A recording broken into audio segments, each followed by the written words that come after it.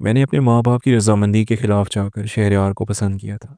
उसके साथ शादी करने का फ़ैसला ख़ालिसतन मेरी रज़ामंदी से हुआ था। उसकी दौलत और मर्दाना वजाहत को देखकर मैं सुध-बुध खो बैठी थी। शुरू-शुरू में सब लोगों की नाराज़गी के एहसास से मैं बहुत परेशान रहती थी।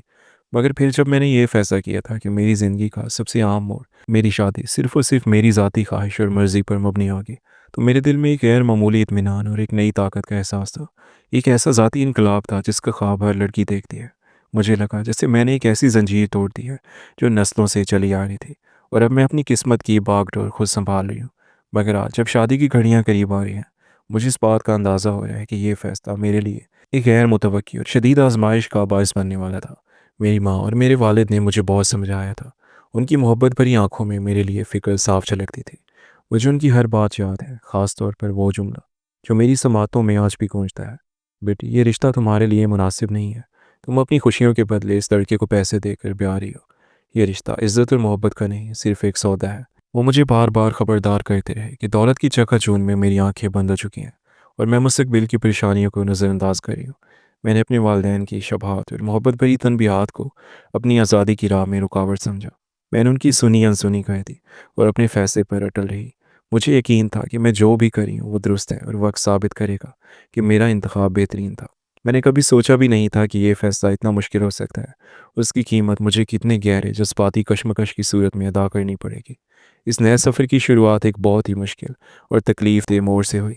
मैंने अपने बचपन के मंगेतर उस शख्स को छोड़ दिया, जो हमेशा मेरे साथ था और जिसने मुझसे सच्ची मोहब्बत की थी। हमारे रिश्ते की बुनियादें कई साल पुरानी थीं, मगर एक हकीकत ये भी थी कि वो गरीब था। वो बरसों से एक मुस्तकिल और अच्छी नौकरी की तलाश में भटक रहा था, लेकिन उसे कोई कामयाबी नहीं मिल रही थी। वो मुझे हमेशा तसल्ली देता था, तुम्हारे लिए मैं कुछ भी करूँगा, बस थोड़ा वक्त दो, मैं दिन रात कोशिश कर रहा हूँ। जल्द ही मुझे नौकरी मिल जाएगी और मैं तुम्हें वो सब कुछ दूंगा जिसकी तुम हकदार हो। उसका खुलूस और अज़म काबिल तारीफ़ था, मगर मेरी जवानी की ख्वाहिशें और मेरे इर्द गिर्द की दुनिया की चकाचौंध मुझ पर हावी हो गई। मुझे लगा कि मैं कब तक इस इंतज़ार में अपनी ज़िंदगी गुजारूंगी। मैंने माली इस्तेहकाम और फौरी खुशहाली को उसके खुलूस पर तरजीह दी और एक दिन अपने रिश्ते को ख़त्म करने का फ़ैसला कर लिया। गुर्बत जो एक आर्जी मुश्किल थी, मेरे लिए इस ताल्लुक़ को ख़त्म करने की जवाज़ बन गई। ये वो वक्त था जब मेरी मुलाकात शहरयार से हुई। वो मेरे कॉलेज से आते जाते मेरा काफ़ी अरसे से पीछा कर रहा था। वो एक बहुत ही अमीर और दौलतमंद घराने से तल्लक रखता था। उसकी शख्सियत में एक कशिश थी और उसके पास वो सब कुछ था जो एक लड़की को मुतासिर कर सकता है। उसकी गाड़ी, उसका लाइफस्टाइल और हर चीज़ में आया दौलत ने मुझे अपनी तरफ खींच लिया। मैं उसकी आसूदा हाली देखकर बहुत मुतासिर हुई। शायद ये मेरी कमज़ोरी थी या मेरी ख्वाहिशात का गलबा, लेकिन मैंने उसकी दौलत को एक महफूज मुस्तकबिल की ज़मानत समझ लिया। शहरयार ने मुझे एक ऐसी दुनिया का वादा दिया जहाँ कोई परेशानी ना हो, जहाँ हर ख्वाहिश फ़ौरन पूरी हो जाए। दौलत की एक चमक के सामने मेरा सारा पुराना अहद और मेरे वालिदैन की तनबीहात दम तोड़ गई। मैंने दिल ही दिल में फ़ैसला कर लिया कि मेरा मुस्तकबिल शहरयार के साथ ज़्यादा महफूज और शानदार होगा। जल्द ही तमाम समाजी और ख़ानदानी रुकावटों के बावजूद हमारी मंगनी हो गई। ये मेरे लिए एक जीत का लम्हा था, एक ऐसा लम्हा जब मुझे लगा कि मैंने अपने लिए बेहतरीन इंतखाब किया है। आज मंगनी को एक वक्त गुजर चुका है और हमारी शादी में सिर्फ 1 महीना बाकी है। घर में खुशियों और तैयारियों का माहौल है। हर तरफ शादी की रौनकें हैं और हर कोई इस नए बंधन के लिए पुरजोश है। मैं भी तैयारियों में शरीक हूँ, मगर मेरे अंदर एक अजीब सी कैफियत है। मैं जानती हूँ कि मैंने अपनी मर्ज़ी का फ़ैसला किया है और मुझे यकीन है कि ये रिश्ता मेरी माली और समाजी ज़रूरियात को पूरा करेगा। लेकिन इस खुशी और तैयारियों के बीच एक खामोश सवाल मेरे दिल में बार बार उभरता है। क्या मैंने सिर्फ दौलत देकर ही ये फ़ैसला किया था? मेरे वालिदैन ने जो कहा था, क्या इसमें कोई सच्चाई थी? वो एक आम सी दोपहर थी, मगर मेरे लिए गैर मामूली बनने वाली थी। दरवाजे पर दस्तक हुई और जब मैंने दरवाज़ा खोला तो सामने शहरयार अपनी छोटी बहन निम्रा के साथ खड़ा था। शहरयार का मुस्कुराता हुआ चेहरा और उसकी आंखों में वो चमक थी जो मुझे हमेशा अपनी तरफ खींचती थी। अरे इतनी अच्छी सरप्राइज़, मैंने खुशी से पूछा। शहरयार ने आगे बढ़कर मेरा हाथ हल्के से थामा और बोला, हाँ मैंने सोचा क्यों ना तुमको आज थोड़ा आराम दूँ। आज हमारी ऑफिशियल शॉपिंग ट्रिप है, निम्रा भी साथ है और हम चाहते हैं कि तुम आज पूरे दिन हमारे साथ रहो और अपनी पसंद की हर चीज़ खरीदो। उसके अल्फाज में एक जादू था, एक ऐसी दावत जो ठुकराई नहीं जा सकती थी। हालांकि मेरी माँ ने हमेशा मुझे शादी से पहले मंगेतर के साथ बिला वजह घर से बाहर घूमने फिरने से मना किया था। उनका ख्याल था कि यह माशरती तौर पर सही नहीं है और हमारी इक़्तिदार के ख़िलाफ़ है। मगर मेरी आंखों पर शहरयार की दौलत और उसकी मोहब्बत की एक मोटी पट्टी बंधी हुई थी। उसकी हर बात मेरे लिए आखिरी हुक्म थी। मैंने एक लम्हे के लिए भी माँ की नसीहत को याद नहीं किया और फ़ौरन तैयार होने के लिए अंदर भाग गई। शॉपिंग का पूरा दिन बहुत शानदार गुजरा। शहरयार ने मेरी हर ख्वाहिश पूरी की। हर दुकान पर वो मेरी पसंद पूछता, कीमत की परवाह किए बगैर मुझे सबसे बेहतरीन चीज़ खरीद कर देता। निम्रा बहुत प्यारी लड़की थी, वो भी मेरे साथ बहुत खुश थी। हमने बहुत हंसी मजाक किया, तस्वीरें खींची और फिर एक खूबसूरत रेस्टोरेंट में खाना खाया। मुझे लगा जैसे मेरी ज़िंदगी एक खूबसूरत फिल्म का हिस्सा बन गई है और शहरयार मेरे शाहाना मुस्तकबिल का हीरो है। शाम कब रात में बदल गई हमें एहसास ही नहीं हुआ। जब हम मॉल से निकले तो रात काफ़ी गहरी हो चुकी थी। शहरयार ने अपनी नई चमकीली गाड़ी ड्राइव करते हुए निम्रा को आगे बिठाया और मैं पीछे बैठ गई। मैं बहुत थकी हुई थी मगर खुशी से मेरा दिल भर चुका था। मैंने सोचा कि मेरे वालिदैन खा कुछ भी कहें, मैंने अपने लिए एक बेहतरीन इंसान और एक बेहतरीन ज़िंदगी का इंतखाब किया है। हम अभी शहर से थोड़ा दूर एक सुनसान सड़क से गुजर रहे थे ताकि ट्रैफिक से बच सकें कि अचानक हमारी गाड़ी के आगे एक पुरानी वीरान गाड़ी आकर रुके। 3 से 4 नकाबपोश शख्स जिनके हाथों में खौफनाक असला था तेज़ी से हमारी गाड़ी की तरफ बढ़े। मैंने खौफनाक चीख मारी। शहरयार ने गाड़ी रोक दी। उसका चेहरा जर्द पड़ चुका था। वो डाकू हमारी तरफ बढ़े और ड्राइवर साइड का दरवाज़ा खटखटाया। डाकुओं का सरदार, जिसकी आवाज़ में एक अजीब सी खनक थी, उसने पिस्टल की नाली शहरयार की कनपट्टी पर रख दी। गाड़ी से उतरो, उसने डांटते हुए कहा। शहरयार फौरन बाहर निकल आया। उसका सारा गुरूर और इत्मीनान हवा हो चुका था। डाकुओं के सरदार ने पीछे हमारी तरफ इशारा करते हुए शहरयार से पूछा, ये दोनों लड़कियां कौन हैं? सच बोलो। शहरयार की आंखें खौफ से भरी हुई थी मगर उसने अपने आप को संभालने की कोशिश की। उसने लरजती हुई आवाज़ में जवाब दिया, ये मेरी बहन है निम्रा, और ये मेरी मंगेतर है। इससे अगले महीने मेरी शादी होने वाली है। निम्रा गाड़ी के अंदर फूट फूट कर रो रही थी। मेरा दिल डूब चुका था। मुझे लग रहा था कि अब सब कुछ ख़त्म हो जाएगा। फिर उस डाकू सरदार ने जो सवाल किया उसने मेरी रूह को चीर कर रख दिया। उसने पिस्तौल का रुख नीचे किया और शहरयार की आंखों में घूरते हुए एक इंतहाई संगदिलाना मुस्कुराहट के साथ पूछा, अच्छा, तो हम तुम दोनों में से किसको अपने साथ लेकर जाएं? तुम किसे बचाना चाहते हो, अपनी बहन को या समीर बाप की बेटी अपनी मंगेतर को? बताओ, किसे हमारे हवाले करोगे? ये सवाल सुनकर मेरी सांस सीने में ही अटक गई। मेरी नज़रें फ़ौरन शहरयार के चेहरे पर जम गई। मुझे यकीन था कि वो जो हमेशा मेरी मोहब्बत, मेरी इज्जत और मेरे मुस्तकबिल की कस्में खाता था, वो मुझे अपनाएगा। वो मुझे देखेगा और बहादुरी से कहेगा कि मैं अपनी होने वाली बीवी को नहीं छोड़ सकता।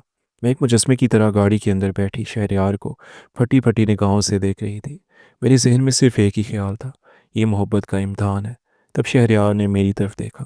उसकी आंखों में वो इल्तिजा और निगाहों में वो फैसला था जिसे मैं ज़िंदगी भर नहीं भुला पाऊंगी। वो निगाहें सर्द थीं, बेरहम थीं और उनमें मेरे लिए कोई जगह नहीं थी। एक लम्हे की खामोशी के बाद शहरयार ने अपने आप को संभाला और लजती हुई मगर साफ आवाज़ में कहा, मेरी मंगेतर को ले जाओ, मेरी बहन को छोड़ दो।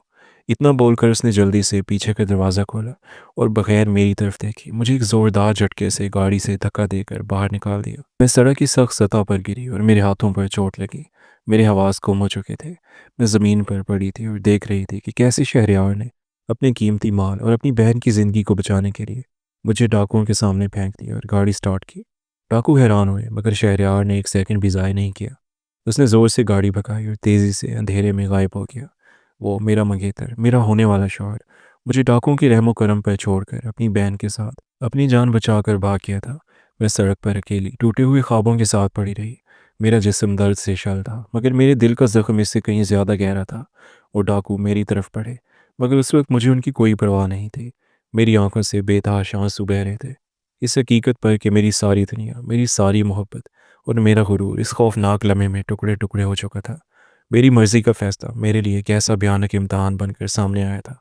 मैं सड़क की तारीकी में पड़ी थी, बेबसी और शदीद धोखे की हालत में। मेरे सामने वो मंज़र फ़िल्म की तरह चल रहा था जब शहरयार ने मुझे अपनी मंगेतर को डाकुओं के हवाले करके अपनी बहन के साथ फ़रार हो गया था। मेरे वजूद में दर्द से ज़्यादा मेरे गुरूर और मेरी अकल पर पड़ी पट्टी टूटने का कर्ब था। उसी लम्हे एक हैरत अंगेज़ चीज़ हुई जिसने मुझे मुकम्मल तौर पर साकित कर दिया। मुझे लगा जैसे मुझे अपनी आंखों पर यकीन नहीं आ रहा है।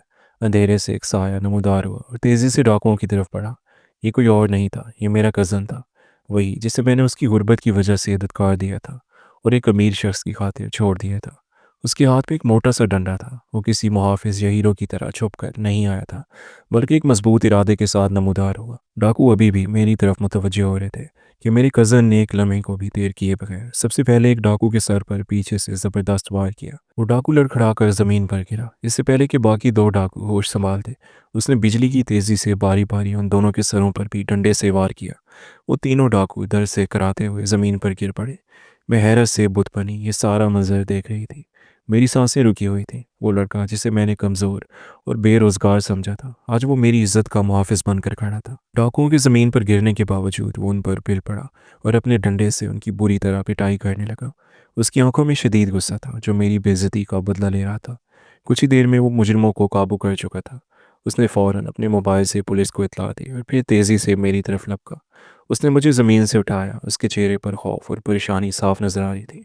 वो मुझे लेकर अपनी गाड़ी में बैठा। वो सीधा मेरी घर की तरफ रवाना हुआ। जब हम घर के दरवाजे पर पहुंचे तो वो गाड़ी से बाहर निकला। वो दरवाज़ा खोलकर मुझे बाहर उतारा। उसने नहायत तहम्मुल और संजीदगी से मेरी आंखों में देखा और कहा, आज जो कुछ भी हुआ है उसे एक भयानक ख्वाब समझ कर भूल जाओ। मेरी एक बात याद रखना, अपनी अम्मी और अबू को इस वाक़े के बारे में हरगिज़ मत बताना, वरना वो खामख़ा परेशान हो जाएंगे और तुम्हारी तबीयत ख़राब हो जाएगी। ये कहकर उसने अपना सर हिलाया और बग़ैर मज़ीद एक लफ्ज़ कहे गाड़ी मोड़ी और खामोशी से वहाँ से चला गया। वो तो चला गया, मगर मेरे लिए मेरे ही घर के दरवाजे पर एक बहुत बड़ा सवालिया निशान छोड़ गया। मेरे अंदर की दुनिया एक लम्हे में तहस नहस हो चुकी थी। मैंने रात भर जाग कर सोचा कि एक वो आदमी है, शहरयार, जिसे मैंने अपनी पसंद और उसकी दौलत की वजह से मुंतखब किया था। वो मेरी इज्जत का मुहाफ़िज़ बनने की बजाय मुझे बीच रास्ते में डाकुओं के हवाले करके भाग गया। और एक ये शख्स है, मेरा कज़न, जिसे मैंने गरीब समझकर ठुकरा दिया था। उसने अपनी जान खतरे में डालकर मेरी इज्जत की हिफाजत की। उस रात मुझे ये तल्ख़ हकीकत मालूम हुई कि दौलत से ज़्यादा इज़्ज़त, गैरत और किरदार की अहमियत होती है। मैंने फ़ैसला कर लिया था कि मैं इस शख्स पर, शहरयार पर, कभी भरोसा नहीं कर सकती, जो एक मुश्किल में अपनी होने वाली शरीके हयात को छोड़ जाए। वो अगर आज एक मुश्किल में मेरे साथ ये कर सकता है, तो वो ज़िंदगी में किसी भी मोड़ पर मेरे साथ कोई भी गलत काम कर सकता है। अगले ही दिन मैंने अपने वालिदैन को इत्मीनान में लिया और उन्हें सिर्फ़ इतना बताया कि मैं अब ये रिश्ता नहीं चाहती। शादी से सिर्फ़ 1 महीना पहले इतनी बड़ी मंगनी का टूटना कोई मामूली बात नहीं थी। मेरे वालिदैन हैरान और परेशान थे, मगर उन्होंने मेरी कैफ़ियत को समझते हुए मेरा साथ दिया। समाज ने मुझ पर उँगली उठाई, रिश्तेदारों ने बहुत सी बातें बनाई। मुझ पर जुमले कसे गए कि ज़रूर लड़की में ही कोई ख़ामी होगी, वरना इतना अमीर लड़का क्यों छोड़ता। मगर इस बार मैं बिल्कुल खामोश और पुरसुकून थी। मैंने हिम्मत से उन सब की बातों का मुकाबला किया, क्योंकि मेरे पास एक हकीकत थी जो सिर्फ़ मैं जानती थी, और इस हकीकत ने मुझे मजबूत कर दिया था। इस मंगनी के टूटने के चंद माह बाद मेरी ज़िंदगी ने एक गैर मुतवक्की मोड़ लिया। मेरे कज़न ने, जो मेरा पहला मंगेतर भी था, मुझे एक बार फिर अपना लिया। उसने एक दिन मेरे वालिदैन से बात की और एक सादा सी तकरीब में मुझसे शादी कर ली। मेरे पास और कोई रास्ता नहीं था और मैंने खुद को हालात के दायरे पर छोड़ दिया, ये सोचकर कि शायद यही मेरी किस्मत है। मेरे दिल में एक डर था कि वो मुझे ताना देगा, मुझे मेरे पुराने फ़ैसले याद दिलाएगा और मेरी गलती की कीमत वसूल करेगा। मगर उसने कभी किसी बात का एक बार भी मुझे ताना नहीं दिया। वो हमेशा मेरे साथ मोहब्बत, एहतराम और खुलूस का रवैया रखता था। एक दिन जब हम दोनों बैठे माजी की बातें कर रहे थे, तो उसने मुझे वो राज बताया जिसने मेरी आंखें खोल दी। जिस दिन तुम शहरयार और उसकी बहन के साथ शॉपिंग पर गई थी, मैंने तुम लोगों को शहर के एक मॉल में देख लिया था। मुझे तुम्हारी फ़िक्र हुई, क्योंकि मुझे लगा कि तुम लोग किसी नामुनासिब सड़क का इंतखाब करोगे। उसने नरमी से कहा। बस उसी लम्हे मैंने फ़ैसला किया कि मैं तुम लोगों का पीछा करूँगा, सिर्फ़ इसलिए कि अगर तुम किसी मुश्किल में फंस जाओ तो मैं तुम्हारी मदद कर सकूँ। मैंने अपना डंडा गाड़ी में रख लिया था, बस इसीलिए कि मुझे शक था कि कोई मुश्किल पेश आ सकती है। उसकी ये बात सुनकर मेरी आंखों में आंसू आ गए। उसने मेरी इज्जत और हिफाजत को मेरी दौलत और हैसियत से बालातर समझा। मुझे मुकम्मल यकीन हो गया कि मेरा ये रिश्ता, जिसे मैंने अपनी सबसे बड़ी गलती समझकर ठुकराया था, दर हकीकत खुदा की तरफ से मेरे लिए भेजा गया सबसे बड़ा इनाम था। वो मेरा मुहाफ़िज़ था, मेरा साथी था, और मेरे लिए दौलत से ज़्यादा कीमती चीज़ यानी इज़्ज़त और किरदार लेकर आया था। आपको आज की स्टोरी कैसी लगी कमेंट सेक्शन में लाज़मी बताएं, और अगर स्टोरी अच्छी लगी हो तो वीडियो को लाइक करें। चैनल पर नए हैं तो हमारे इस चैनल शायान स्टोरीज़ को सब्सक्राइब कर दें। आपसे मुलाकात होगी अगली वीडियो में, तब तक के लिए अपना ख्याल रखिएगा। अल्लाह हाफ़िज़।